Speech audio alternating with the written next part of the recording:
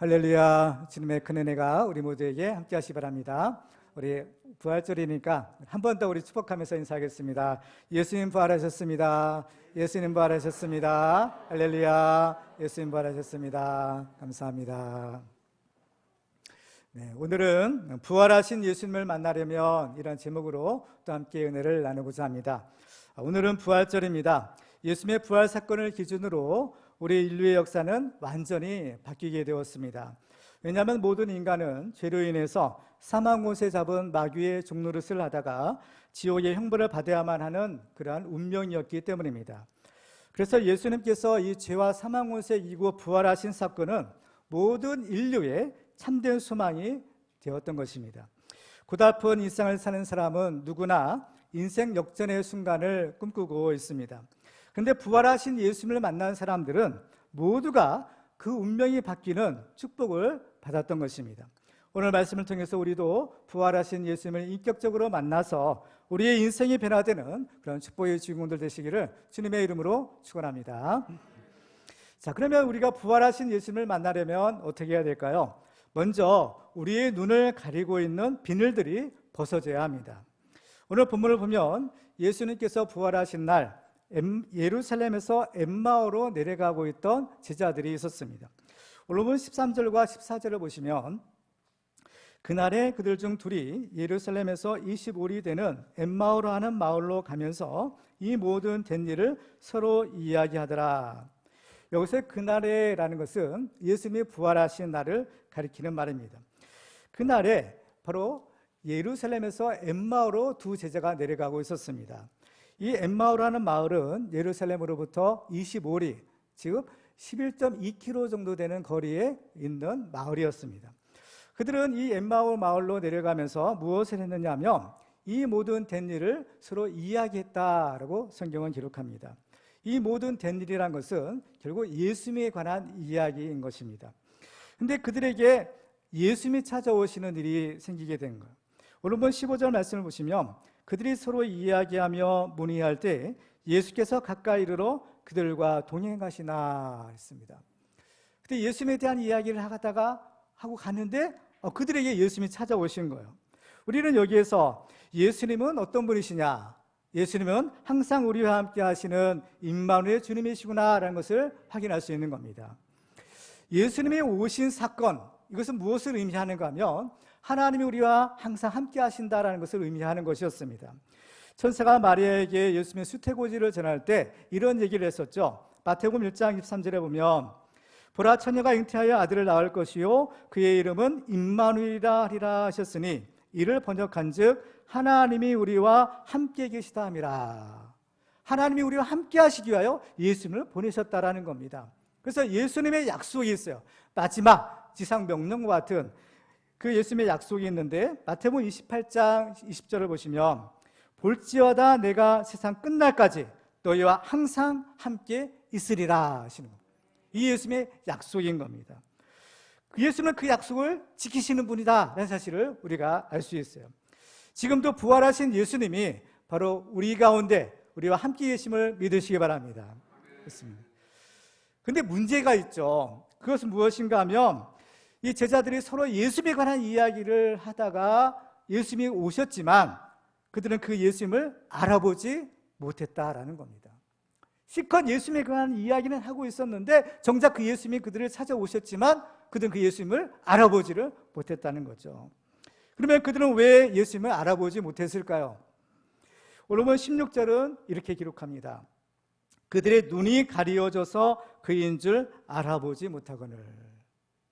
그들의 눈이 가려졌다는 겁니다. 그래서 그인 줄 알아보지 못했다라는 거죠. 아마도 그들의 눈에는 예수님을 알아보지 못하게 만드는 어떤 비늘 같은 것이 덮였을 가능성이 있다라고 생각이 될 수 있어요.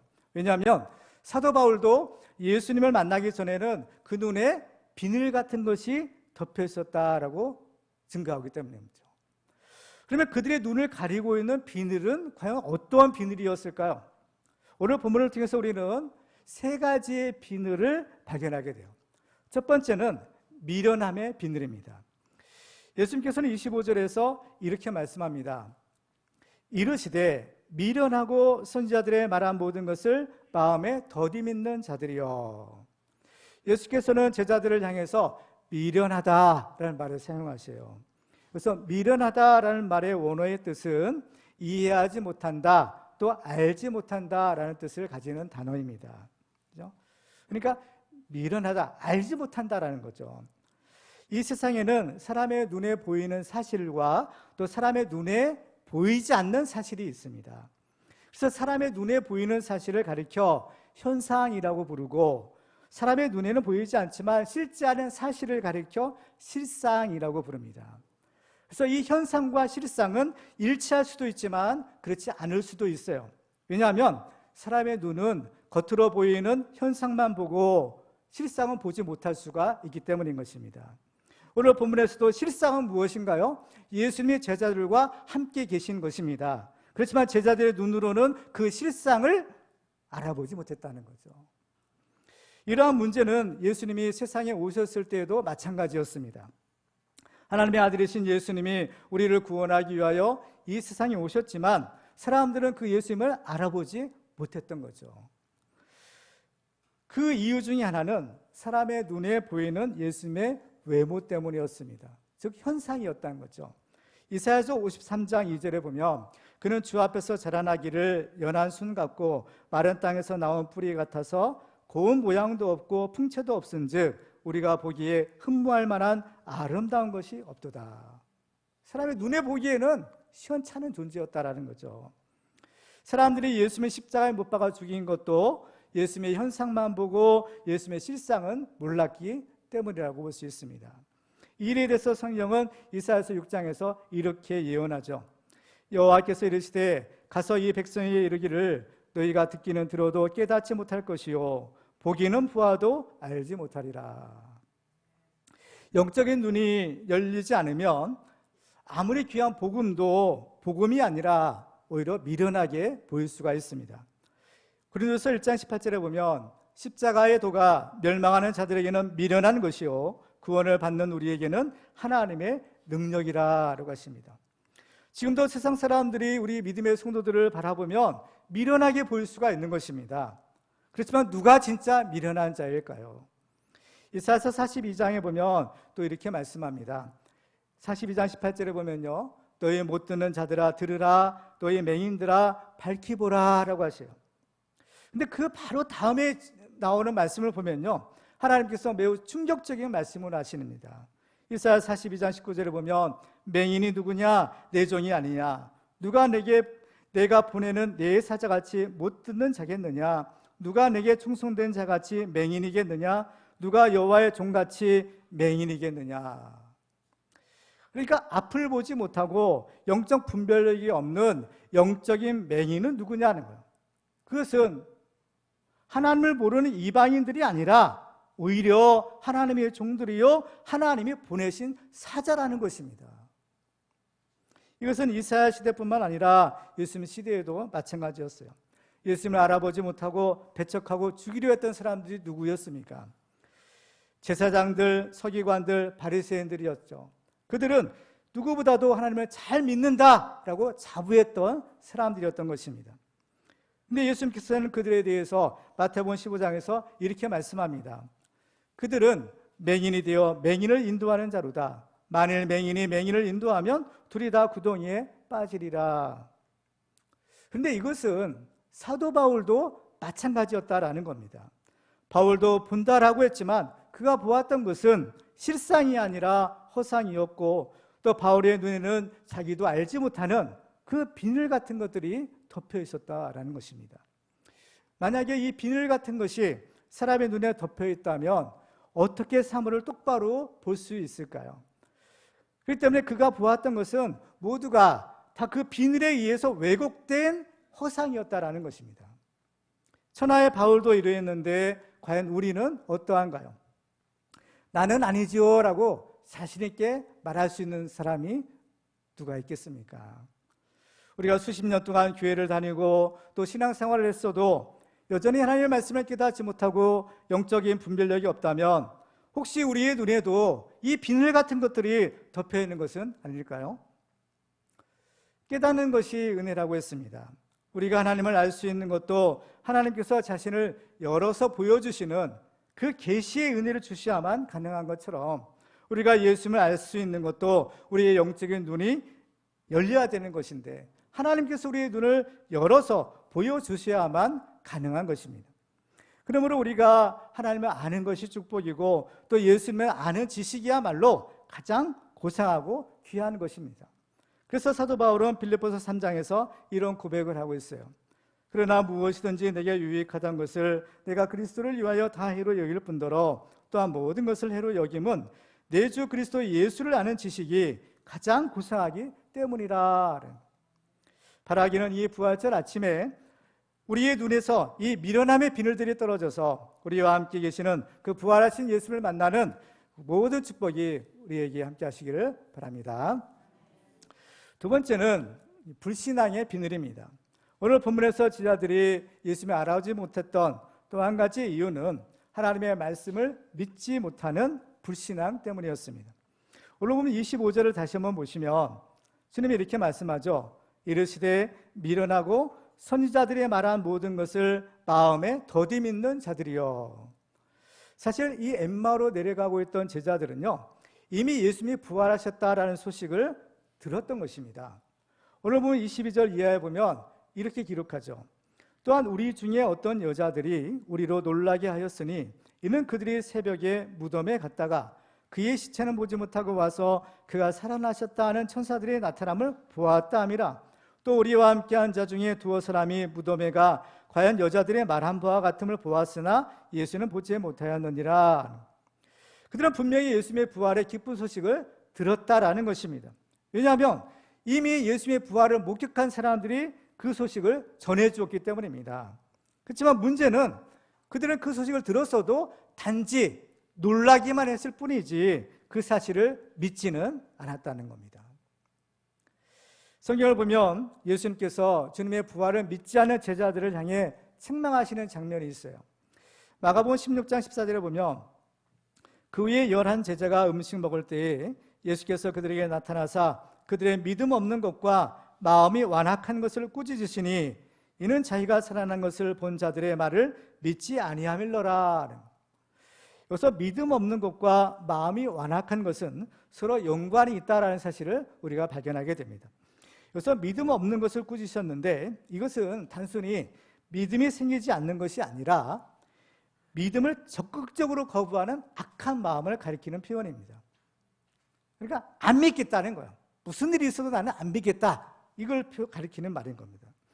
그래서 히브리서 3장 12절에 보시면요, 형제들아 너희는 삼가 혹 너희 중에 누가 믿지 아니하는 악한 마음을 품고 살아계신 하나님에게서 떨어질까 조심할 것이요 라고 하십니다. 그래서 믿지 아니하는 마음은 곧 악한 마음이다 라고 말씀하시죠. 그러니까 왜 믿지 않을까요? 바로 이 악한 마음을 품었기 때문인 겁니다. 그리고 마음이 완악한 것을 책망하세요. 이 마음이 완악한 것을 책망하셨다는 것은 믿을 수 있고 믿어야만 하는데 확실한 증거를 보고도 그것을 거절하는 완고한 마음을 책망하시는 겁니다. 사무엘상 15장에 보면 이것이 얼마나 악한 것인가라는 것을 이렇게 기록해요. 이는 거역하는 것은 점치는 죄와 같고 완고한 것은 사신 우상에게 절하는 죄와 같음이라. 하나님을 믿어야 될 사람이 하나님을 믿지 않아요. 완고한 마음을 품고 하나님을 거절해요. 그러면 하나님을 믿지 않으면 어떻게 될까요? 하나님을 믿지 않는 것에 그치는 것이 아니라 엉뚱한 우상을 섬기는 짓이라는 겁니다. 그래서 완고한 것은, 하나님을 거절하는 완고한 마음은 사신 우상에게 절하는 죄와 같다라고 하시는 겁니다. 예수님이 하나님의 아들이시고 우리를 구원하러 오신 메시아다라는 확실한 증거와 표적들이 얼마나 많이 있습니까? 그 때문에 우리들은요, 이제 예수님을 마땅히 믿어야만 되고 믿을 수 있는 것입니다. 그럼에도 불구하고 그 예수를 믿지 않고 거절하는 것은, 이것은 아주 큰 죄가 아닐 수가 없는 것입니다. 이렇게 사람들은 믿어야만 되는데도 믿지 않는 이러한 현실을 우리가 살고 있어요. 그런데도 우리가 반드시 이 예수 그리스도의 부활의 기쁜 소식을 전해야 되고, 또 사람들은 그 복음을 믿어야만 되는 이유가 있는 겁니다. 왜 그럴까요? 마가복음 16장 15절에 보시면 또 이랬을 때 너희는 온천에 다니며 만민에게 복음을 전파하라. 믿고 세례를 받는 사람은 구원을 얻을 것이요 믿지 않는 사람은 종죄를 받으리라 라고 하십니다. 바로 여기에 그 이유가 있는 겁니다. 복음 전파는 예수님의 지상 명령이에요. 그리고 또 이 복음은 바로 모든 믿는 사람을 구원하는 하나님의 능력이 되기 때문인 겁니다. 그래서 로마서 1장 16절에 보면 내가 복음을 부끄러워하지 아니하노니 이 복음은 모든 믿는 자에게 구원을 주시는 하나님의 능력이 됨이라 라고 하십니다. 예수님은 믿음 없는 자가 되지 말고 믿는 자가 되라 라고 하십니다. 우리도 성경에 기록된 모든 말씀을 믿음으로 부활하신 예수님을 만나 구원을 얻는 축복의 주인공들 되시기를 주님의 이름으로 축원합니다. 세 번째 비늘은 낙심의 비늘입니다. 제자들이 예수님을 알아보지 못했던 또 한 가지 이유는 그들이 낙심한 상태였기 때문입니다. 오늘 보면 17절을 보시면 이렇게 기록하죠. 예수께서 이르시되 너희가 길 가면서 서로 주고받고 하는 이야기가 무엇이냐 하시니 두 사람이 슬픈 빛을 띠고 머물러 서더라. 여기서 보면 두 사람이 슬픈 빛을 띠고 라고 했어요. 우리는 여기서 그 당시 제자들이 어떠한 상태에 있었는가라는 것을 알 수가 있습니다.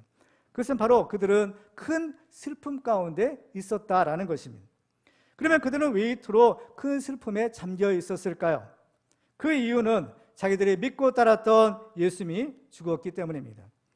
그래서 오늘 19절과 20절에 보면 이렇게 기록합니다. 이르시되 무슨 일이냐 하시니 나사렛 예수의 일이니 그는 하나님과 모든 백성 앞에서 말과 일에 등하신 선지자이거늘 우리의 대제사장들과 관리들이 사형 판결에 넘겨주어 십자가에 못 박았느니라. 어떤 사람에 대한 기대가 크면 클수록 그것이 깨어질 때 실망도 커지는 법입니다. 오늘 21절에 보면 그 사람들은 예수님에 대해서 이런 기대를 가지고 있었어요. 우리는 이 사람이 이스라엘을 속량할 자라고 바라노라라는 겁니다. 그들은 예수님께서 자기들을 구원할 메시아라 이렇게 이러한 기대를 가지고 있었는데 그만 예수님이 돌아가시는 겁니다. 예수님이 죽으신 거예요. 그러니까 그들의 실망도 컸고 그들은 그만 낙심하게 되었던 것입니다. 이것은 부활하신 예수님을 처음 만났던 마리아도 마찬가지였습니다. 요한복음 20장 11절 이하에 보면 이렇게 기록하죠. 마리아는 무덤 밖에 서서 울고 있더니 울면서 구부려 무덤 안을 들여다보니 흰옷 입은 두 천사가 예수의 시체 누였던 곳에 하나는 머리편에 하나는 발편에 앉았더라. 천사들이 이르되 여자여 어찌하여 우느냐 이르되 사람들이 네 주님을 옮겨다가 어디 두었는지 내가 알지 못함이니이다. 이 말을 하고 뒤로 돌이켜 예수께서 서 계신 것을 보았으나 예수신 줄은 알지 못하였더라. 마리아는 너무 슬퍼서 계속해서 울고만 있었던 겁니다. 왜 슬펐을까요? 그 이유는 그토록 사랑하는 그 예수님의 시체가 보이지 않았기 때문입니다. 그래서 누군가 그 예수님의 시체를 훔쳐갔다라고 생각했던 것이죠. 그런데 너무나 슬픈 나머지 그 예수님이 다시 살아나셔서 자기 곁에 계셨는데 그분이 예수신 줄을 몰랐다라는 겁니다. 그런데 모든 사실을 알고 있는 우리가 볼 때 이것을 이제 전지적인 관찰자의 시점이라고 이제 부르는데요. 마리아나 그 제자들은 그렇게 슬퍼하거나 낙심할 이유가 전혀 없었다라는 겁니다. 왜 그럴까요? 바로 그 예수님이 다시 살아나셔서 그들 곁에 계셨기 때문인 겁니다. 그들이 슬퍼하고 낙심했던 이유는 예수께서 돌아가셨다라는 사실 때문이었어요. 예수님이 돌아가신 것은 사실인 겁니다. 그렇지만 그들은 하나만 알고 둘은 몰랐던 것입니다. 그들은 예수님이 죽었다라는 사실만 알았지 예수님이 다시 살아나셨다라는 사실은 몰랐던 겁니다. 똑같은 사실이죠. 하나만 알았던 거죠. 그런데도 불구하고 그들은 예수님께 뭐라고 하느냐? 오늘 18절을 보시면 이렇게 기록합니다. 그 한 사람인 글로바라 하는 자가 대답하여 이르되 당신이 예루살렘에 치료하면서도 요즘 거기서 된 일을 혼자만 알지 못하느냐? 혼자만 알지 못하느냐라고 물어요.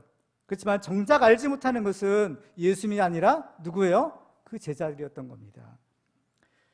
그럼에도 불구하고 제자들은 왜 예수님 당신 혼자서만 그 일을 모릅니까? 라는 거예요. 우리는 여기서 매우 귀중한 교훈을 배울 수가 있습니다.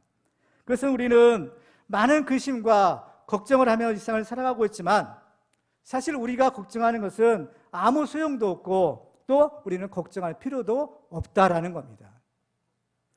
누가복음 12장 25절에 보면 또 너희 중에 누가 염려함으로 그 길을 한 자라도 더할 수 있느냐라고 하시요. 염려함으로 해결되는 것이 없다는 겁니다. 그런데도 왜 사람들은 그렇게 염려하며 걱정하며 살아가고 있을까요? 가장 근본적인 이유가 있죠. 그것은 바로 죽음에 대한 공포 때문입니다. 사람들이 제일 무서워하는 것은 죽음인 거죠. 그렇지만 그 죽음을 이기고 다시 사신 예수께서 바로 우리와 함께 하시고 우리를 위해서 기도하고 계시는 겁니다. 로마서 8장 34절에 보면 누가 정죄하리요 죽으실 뿐 아니라 다시 살아나시는 이는 그리스도 예수시니 그는 하나님 우편에 계신 자요 우리를 위하여 간구하시는 자신이라. 아멘. 오늘 본문에서 제 아들이 예수님께 왜 혼자서만 알지 못하느냐라고 물었습니다. 이처럼 사람들은 하나님은 나의 사정을 알아주지 못한다라고 생각합니다. 그렇지만 그것은 나의 생각일 뿐인 거죠. 하나님은 어떤 분이세요? 하나님 우리를 가장 잘 아시는 분인 겁니다. 우리의 머리털까지도 다 세신다라고 하셨어요.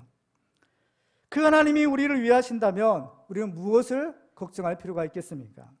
로마서 8장 31절에 보면 그런즉 이 일에 대하여 우리가 무슨 말하리요? 만일 하나님이 우리를 위하시면 누가 우리를 대적하리요? 예수님은 죄와 사망 권세를 이기고 부활하셨기 때문에 예수님은 우리를 구원하시고 우리에게 영생과 참된 평강의 축복을 주시는 분이신 겁니다.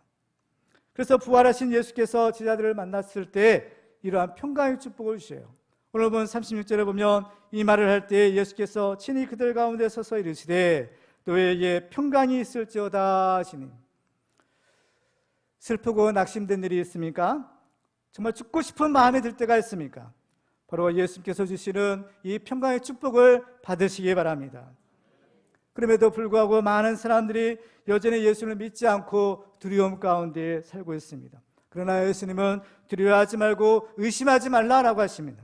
누가복음 오늘 본문은 이어지는 38절에 보면 예수께서 이르시되 어찌하여 두려워하며 어찌하여 마음에 의심이 일어나느냐라고 하시는 거예요. 예수께서 죽었던 회당장 야이로의 딸을 다시 살려주실 때에도 이런 말씀을 주셨습니다. 누가복음 8장 50절에 보면 예수께서 들으시고 이르시되 두려워하지 말고 믿기만 하라. 그리하면 딸이 구원을 얻으리라. 그렇습니다. 우리는 어떤 경우에도 낙심하지 말고 죄와 사망 권세 이기고 부활하신 그 예수 그리스도를 믿고 주님께서 주시는 참된 평강의 축복을 누리시기 바랍니다. 두려워하지 말고 믿기만 하라. 이 말씀이 오늘 우리에게 주시는 하나님의 말씀이 되시기를 주님의 이름으로 축원합니다. 자, 그러면 우리는 이제 어떻게 해야 우리 눈에 덮여있는 이 비늘들을 떨어버리고 부활하신 예수님을 만날 수 있을까요? 오늘 본문에 비춰볼 때 우리는 두 가지 비결을 발견할 수가 있습니다. 첫째는 다시 하나님의 말씀으로 돌아가서 말씀 중심의 신앙생활을 해야 합니다. 왜 하나님의 말씀을 아는 것이 중요할까요? 그 이유는 바로 하나님의 말씀을 기록한 성경의 주제가 바로 예수님이시기 때문입니다.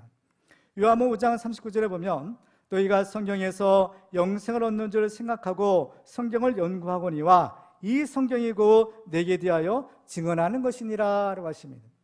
모든 성경의 주제는 바로 이 예수 그리스도에게 맞추어져 있는 것입니다. 따라서 이 성경을 바로 알지 못하면 그 성경이 증언하고 있는 예수님을 믿지 못하고 또 예수님에 대한 바른 믿음을 가질 수가 없는 것입니다.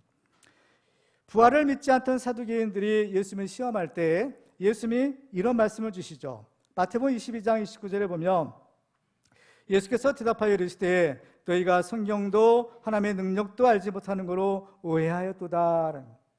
성경도 알지 못하고 하나님의 능력도 알지 못하기 때문에 이 부활을 알지 못한다라는 겁니다. 성경에 대한 무지함과 잘못된 지식은 예수님을 알아보지 못하게 만드는 비늘과 같은 것들입니다. 예수님은 말씀이 육신이 되어 오신 하나님의 아들이십니다. 그 때문에 이 성경 말씀을 알지 못하면 말씀이 육신 되어 오신 그 예수님을 알아볼 수가 없게 되는 것입니다. 오늘 본문에서도 엠마로 내려가던 두 제자가 그들 곁에 계신 예수님을 알아보지 못한 이유도 바로 말씀 중심의 신앙생활을 하지 못했기 때문인 겁니다. 예수 그리스도의 죽으심과 부활은 이미 성경에 예언된 것들이었어요. 고린도서 15장 3절과 4절 보시면 내가 받은 것을 먼저 너희에게 전하였노니 이는 성경대로 그리스도께서 우리 죄를 위하여 죽으시고 장사 지낸 바 되셨다가 성경대로 사흘 만에 다시 살아나사라고 하십니다. 그래서 예수님께서 그 제자들에게 해주신 일은 무엇이었느냐? 다시 성경을 가르쳐 주셨다는 겁니다.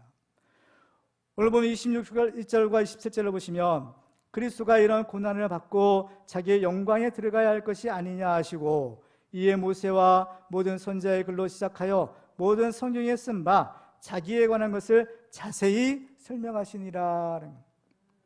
그들은 예수께서 가르쳐 주신 하나님의 말씀을 들었을 때 성령의 충만함을 받고 그들의 영적인 눈이 밝아지게 된 것입니다. 이어지는 31절과 32절에 보면 그들의 눈이 밝아져 그인 줄 알아보더니 예수는 그들에게 보이지 아니하시는지라. 그들이 서로 말하되 길에서 우리에게 말씀하시고 우리에게 성경을 풀어주실 때에 우리 속에서 마음이 뜨겁지 아니하더냐. 우리도 하나님의 말씀을 들을 때 우리의 마음이 뜨거워지는 은혜가 있으시기를 주님의 이름으로 축원합니다. 우리는 예수를 믿어야 구원 얻을 수 있는데 언제 그 예수를 믿을 수 있느냐? 바로 이 하나님의 말씀을 들을 때라는 겁니다. 로마서 10장에 보면 그러므로 믿음은 들음에서 나며 들음은 그리스도의 말씀으로 말미암았느니라 라고 하십니다. 근데 그 하나님의 말씀을 과연 누가 전해주는 것일까요? 그것은 바로 하나님의 말씀을 맡은 하나님의 종들인 것입니다. 오늘 보면 25절을 다시 한번 보시면 이르시되 미련하고 선지자들이 말한 모든 것을 마음에 더디 믿는 자들이여 라고 하십니다. 바로 예수님께서 책망하신 것은 선지자들이 말한 모든 것을 믿지 않았다라는 것입니다. 선지자들이 누구인가요? 하나님의 말씀을 전하는 종들인 것입니다.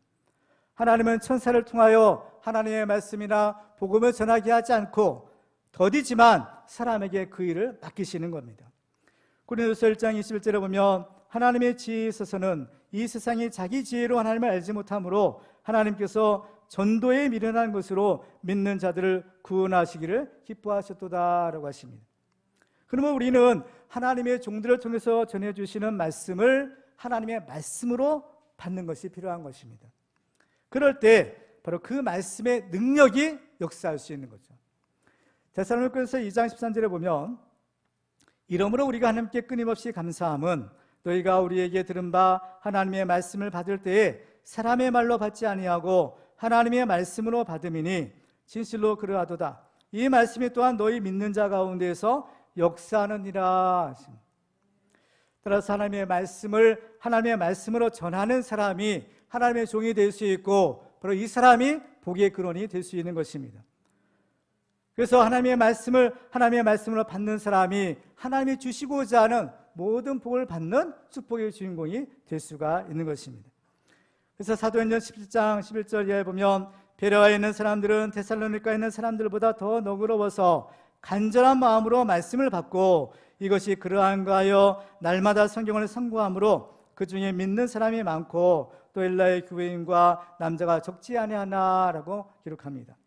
그러므로 우리는 이제 다시 하나님의 말씀으로 돌아가야 합니다. 하나님의 말씀으로 돌아갈 때 그 말씀이 우리를 변화시키는 바로 하나님의 능력이 되는 겁니다. 히브리서 4장 12절에 보면 하나님의 말씀은 살아있고 활력이 있어 저의 낯선 어떤 검보다도 예리하여 혼과 영과 및 관절과 골수를 찔러 쪼개기까지 하며 또 마음의 생각과 뜻을 판단하나니라고 하십니다. 이게 바로 하나님의 말씀에 살아있는 능력인 것입니다. 하나님께서 우리에게 주시는 축복 중에 최고의 축복은 바로 말씀의 축복이고 또 그 말씀이 육신되어 오신 예수 그리스도의 축복인 것입니다. 그래서 베드로전서 1장 23절에 보면 너희가 거듭난 것은 썩어질 씨로 된 것이 아니요 썩지 아니할 씨로 된 것이니 살아있고 항상 있는 하나님의 말씀으로 되었느니라 라고 하십니다. 우리가 하나님의 자녀로 거듭나는 것도 하나님의 말씀으로 가능하고 구원에 이르는 지혜를 얻는 것도 하나님의 말씀을 통해서 가능한 것입니다. 그래서 디모데후서 3장 15절에 보면 또 어려서부터 성경을 알았나니 성경은 능히 너로 하여금 그리스도 예수 안에 있는 믿음으로 말미암아 구원에 이르는 지혜가 있게 하느니라. 아멘. 우리는 힘들고 어려울 때마다 다시 하나님의 말씀을 기억해야 합니다. 그래서 그 말씀을 붙들고 믿음으로 일어나야 합니다. 우리는 날마다 이 하나님의 말씀 성경을 상고함으로 그 성경이 증언하고 있는 예수 그리스도를 더 깊이 알아가는 축복의 증언들 되시기를 주님의 이름으로 축원합니다. 마지막으로 우리 눈에 덮여있는 비늘을 떨쳐버리고 주님을 만나려면 어떻게 해야 될까? 다시 하나님께 기도해야 됩니다. 오늘 본문을 보면 드디어 제자들의 눈에 밝아져 예수님을 보았습니다. 30절과 31절 보시면 그들과 함께 음식 사주실 때에 떡을 가지사 축사하시고 떼어 그들에게 주시니 그들의 눈이 밝아져 그인 줄 알아보더니 예수는 그들에게 보이지 아니하시는지라. 자, 제자들의 눈이 드디어 이제 밝아져서 예수를 볼 수 있게 된 것입니다. 근데 그들의 눈이 언제 밝아졌다고 했나요? 예수님이 그들을 위하여 축사하실 때라고 했어요. 그러니까 축복하며 기도해 주실 때 밝아졌다라는 겁니다. 여기서 그들의 눈이 밝아져라는 이런 그 구문을 보면 이 밝아져라는 단어가 있는데요. 이 단어의 원어의 의미는 뭐냐? 바로 열다라는 뜻을 가지고 있는 단어라고 합니다. 그러니까 그들의 눈이 밝아졌다, 그들의 눈이 열렸다라는 거예요. 원래 원어의 의미는 눈이 열려져 예수를 보았다는 거죠. 근데 이 단어의 문법적인 형태는 수동태를 사용하고 있다는 겁니다. 그러니까 밝아진 거예요. 그러니까 이것은 제자들의 눈이 열린 것은 자기들의 노력이나 열심에 의한 것이 아니라 하나님의 은혜로, 하나님의 능력으로 그 눈이 열려진 것입니다. 우리도 마찬가지죠. 우리도 우리의 영적인 눈이 떠져야 되는데 우리의 눈이 떠지려면 바로 하나님의 은혜가 있어야 되는 겁니다. 성경을 보면 엘리사 선지자가 도단성에 있을 때 아람 군대가 엘리사를 잡으려고 도단성을 포위한 일이 있었어요. 그것을 본 엘리사의 사환은 절망합니다. 낙심합니다. 그렇지만 엘리사는 두려워하지 말라, 우리와 함께한 자가 그들과 함께한 자보다 많다라는 말을 해요. 그러면서 하나님께 기도하죠. 열왕기하 6장 17절에 보면 기도하여 이르되 여호와여 원하건대 그의 눈을 열어서 보게 하옵소서 하니 여호와께서 그 청년의 눈을 여심해 그가 보니 불말과 불병거가 산에 가득하여 엘리사를 둘렀더라. 하나님이 그 눈을 열어주시니까 비로소 실상을 보게 된 거예요. 현상만 보할 때는 보이지 않아요. 하나님이 눈을 열어주셔서 실상을 보게 하시니까 그 어마어마한 일들을 볼 수 있게 되었다는 겁니다. 그런데 여기서도 이 엘리사의 사환의 영적인 눈을 여시는 분은 누구세요? 하나님이신 겁니다. 우리 스스로는 영적인 세계를 볼 수가 없죠. 현상 너머의 진짜 실상을 보려면 하나님께서 우리의 영적인 눈을 열어주셔야 되는 것입니다. 그러므로 우리가 기도할 것은 하나님께서 우리의 영적인 눈을 열어서 보게 해 주옵소서라는 거예요. 엘리사도 기도할 때 뭐라고 기도합니까? 여호와여 원하건대 그의 눈을 열어서 보게 하옵소서. 성경을 보면 예수님께서 앞을 보지 못하는 맹인의 눈을 뜨게 하시는 장면이 있어요. 마가복음 10장 51절 52절을 보시면 예수께서 말씀하여 이르시되 내게 무엇을 하여 주기를 원하느냐? 맹인이 이르되 선생님이여 보기를 원하나이다. 예수께서 이르시되 가라 내 믿음이 너를 구원하였느니라 하시니 그가 곧 보게 되어 예수를 길에서 따르니라. 이 맹인이 원했던 것은 뭡니까? 보기를 원합니다라는 거. 왜 보기를 원했을까요? 그래서 바로 예수님을 보기를 원했기 때문입니다. 예수님을 보아야 했기 때문이죠.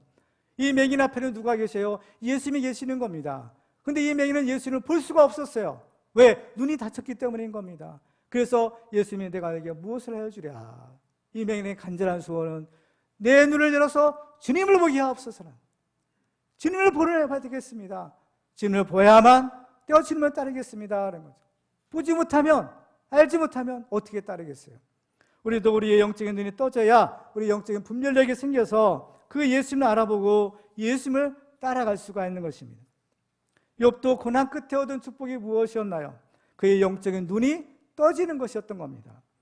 욥기서 42장 5절에 보면 내가 주께 대하여 귀로 듣기만 하였사오나 이제는 눈으로 주를 배웠나이다 라는 거예요. 눈으로 주를 배웠나이다. 주님을 만났다라는 거예요. 스데반도 순교할 때의 장면을 보면 그의 영적인 눈이 열렸던 것을 볼 수가 있어요. 사도행전 7장 55절에 보면 스데반의 성령 충만하여 하늘 우러러 주목하여 하나님의 영광과 및 예수께서 하나님 우편에 서신 것을 보고 말하되 보라 하늘이 열리고 인자가 하나님 우편에 서신 것을 보노라. 본다라는 것입니다. 다른 사람은 보이지 않지만 스데반의 영안이 열리니까 그 어마어마한 하늘의 장면을 내가 보노라 고백할 수 있는 거죠. 영안이 열린 사람과 그렇지 않은 사람은 하늘과 땅의 차이인 것입니다. 영안이 열리지 않으면 부활하신 예수님을 만날 수 없고 예수를 믿고 천국에 갈 수가 없게 되는 것입니다. 그러나 영안이 열리면 부활하신 예수님을 만나 그 예수를 믿고 천국에 갈 수 있는 것입니다. 영안이 열리지 않으면 이 세상의 전부인 것처럼 땅만 바라보고 사는 인생이 될 수밖에 없습니다. 그렇지만 영안이 열린 사람은 천국과 지옥이 있다는 사실을 알고 영원한 하나님 나라를 바라보며 살 수 있는 것입니다. 영안이 열리지 않으면 매사에 두려워하고 걱정하고 근심하며 살 수밖에 없습니다. 그러나 영안이 열리면 항상 성령 충만하여 강하고 담대하게 죽음을 이기는 이 부활신앙을 가지고 살아갈 수가 있는 것입니다. 여러분은 어떠한 삶을 살고 싶으신가요? 우리도 이 영적인 눈을 밝히 떠서 부활하신 예수님을 만나는 축복의 주인공들 되시기를 주님의 이름으로 축원합니다. 이제 말씀을 맺겠습니다. 어제나 오늘이나 동일하신 예수님은 그 약속하신 대로 지금도 우리와 항상 함께 하시는 임마누엘의 주님이십니다. 혹시 눈에 보이는 현상 이면에 계신 살아계신 하나님을 아직 만나지 못하셨습니까? 여전히 의심하면서 여전히 불신앙의 상태에 빠져 있지는 않습니까? 아직도 두려워하면서 하나님이 주시는 평강의 축복을 누리지 못하고 있는 것은 아닙니까? 우리는 예수께서 다시 사신 이 부활절 아침에 다시 하나님의 말씀을 붙들고 기도함으로 우리의 영적인 눈을 밝히 떠 부활하신 예수님을 새롭게 만나는 그런 축복의 주인공들 되시기를 주님의 이름으로 축원합니다.